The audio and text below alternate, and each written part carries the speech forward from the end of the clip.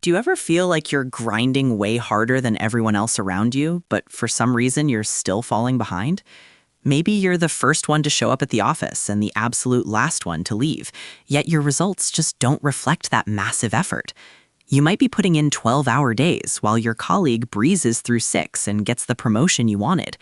Or maybe you're just completely burned out, barely sleeping, watching other people succeed with what looks like half the struggle. If you've ever wondered why working hard isn't enough, if you're just tired of being tired with nothing to show for it, then this story is going to change the way you work forever. It's about a farmer who nearly ruined his life by working too hard, until one specific encounter taught him the massive difference between raw effort and real strategy. Stick with me until the end. In a farming valley where families had worked the land for generations, there was a 32-year-old farmer named Thomas. He owned a modest 10-acre farm he'd inherited from his father. Thomas believed in one thing above everything else: hard work. Every single morning, he was up at 4 a.m., way before the sun even hit the horizon. He worked those fields with his bare hands, refusing to waste money on modern tools. He'd say, "My grandfather did it this way. Hard work is the only honest way." He planted every seed by hand. He watered every single row with a bucket. He pulled every weed himself. From sunrise to sunset, Thomas was out there. His hands were calloused and bleeding, his back was constantly aching, but he wore that exhaustion like a badge of honor. At night, he'd just collapse into bed, too tired to eat right or spend any time with his wife, Sarah. She'd look at him with worried eyes and say, "Thomas, you're killing yourself. There has to be a better way." But Thomas would just shake his head. "Sarah, success requires sacrifice. Hard work never fails. I just need to work harder." The neighboring farmers watched him with a mix of respect and pity. They'd say, "That man works like 3 men combined." Honestly, if hard work alone made you rich, Thomas would have been a millionaire. But the reality was much bleaker.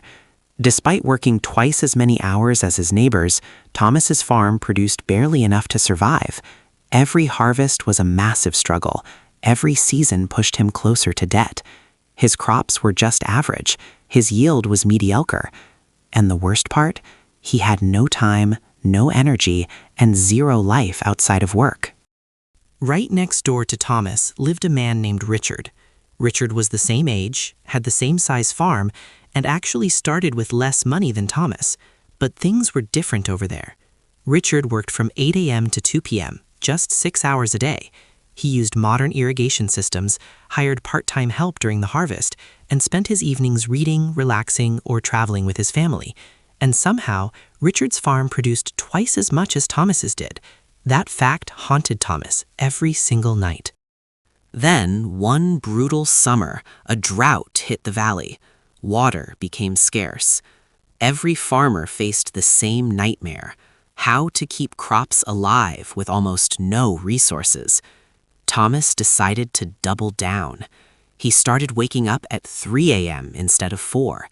He carried water buckets from a distant well, making 50 trips a day. His body was screaming, but he pushed through. "Hard work never fails," he whispered to himself, like a prayer. Meanwhile, Richard simply adjusted his irrigation system to deliver water more efficiently during the cooler hours, so he'd lose minimal moisture to evaporation. On the 15th day of this grueling routine, something inside Thomas finally snapped. He was carrying his 40th bucket of the day when his vision went blurry. His legs gave out. The bucket slipped, spilling that precious water into the dust. Thomas fell to his knees, gasping for air, his heart pounding out of his chest. Sarah found him there, collapsed between rows of dying crops, too weak to even stand up. At the hospital, the doctor was blunt. "Mr. Thomas, your body is shutting down. You're dehydrated, sleep-deprived, and on the verge of a heart attack. If you keep this up, you won't see the next harvest, not because of the drought, but because you'll be dead."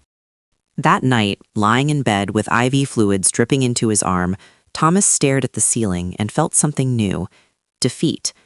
Not defeat from the drought or the circumstances, but defeat from the realization that his entire belief system, The foundation of his whole life might be wrong.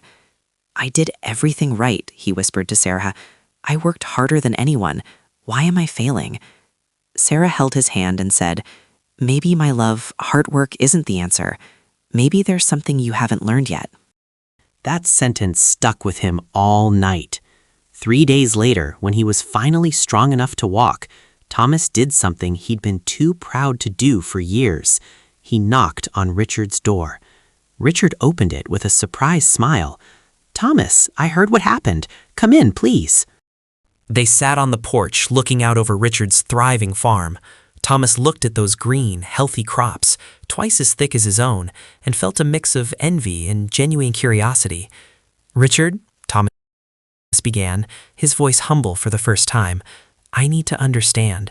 I work twice your hours. I give my farm everything I have, but you work half the time and get double the results. How?" Richard was quiet for a second, then stood up.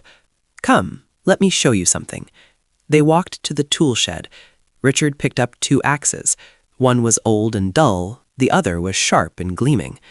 "Thomas, imagine 2 woodcutters competing to chop down trees. The first one swings his axe for 12 hours straight, never stopping, never resting. He thinks more effort equals more trees." Richard handed Thomas the dull axe. "Try it." Thomas swung, and the axe just bounced off the log, barely leaving a mark. After 10 swings, he was winded, and there was only a shallow cut. Then Richard took the sharp axe and swung once. It bit deep into the wood. 3 more swings, and the log split clean in 2. "The second woodcutter," Richard continued, "works for 10 hours, but every hour he stops for 10 minutes to sharpen his axe. His competitor mocks him, says he's wasting time. But by the end of the day, the second guy has cut down twice as many trees." Richard looked Thomas in the eyes. "You are the first woodcutter, my friend. You've been swinging a dull axe for years, wondering why your hands are bleeding but the tree isn't falling." Richard then walked Thomas through his farm and explained 3 key principles. First, systems over effort. "I don't carry water in buckets," Richard said. "I installed a drip irrigation system that hits the roots directly with 0 waste. It cost money up front, sure, but now it works while I sleep. You spend 6 hours hauling water. My system does it in 10 minutes. Second, focus over hustle. I only grow 2 crops that thrive in our specific soil. You're trying to grow 5, spreading your attention way too thin. I master 2 things. You struggle with 5. I produce excellence. You produce mediocrity. Third, rest is part of the strategy. My brain is fresh because I sleep 8 hours and take breaks. I make better decisions. I spot problems early. I innovate. You're so exhausted you can't even think straight, so you make mistakes that cost you even more time to fix." Richard put a hand on Thomas's shoulder. "You're not failing because you don't work hard enough. You're failing because you only know how to work hard.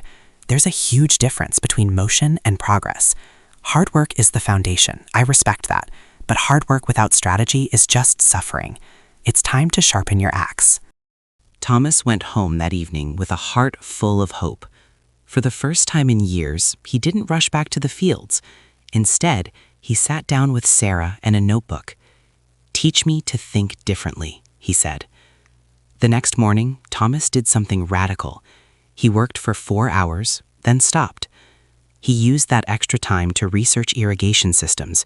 He went to the local agricultural office. He talked to suppliers. He made a plan.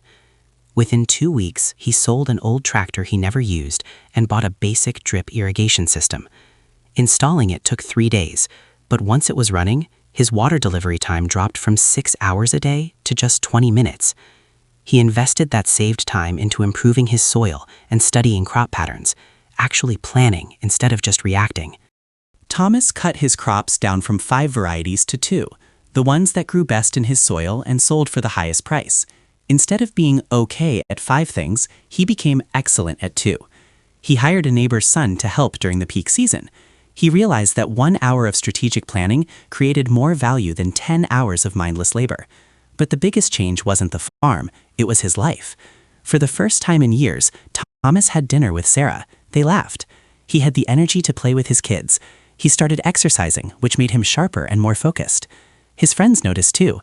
"Thomas, you're working less, but you look healthier and happier." Thomas would just smile and say, "I'm working smarter." Turns out you can't think clearly when you're exhausted. 6 months later, at the next harvest, Thomas's fields, now efficiently irrigated and properly managed, produced 40% more than his best year ever. Not because he worked harder, but because every hour was strategic and focused. He was working 7 hours a day instead of 15, but those 7 hours were more productive than the 15 ever were.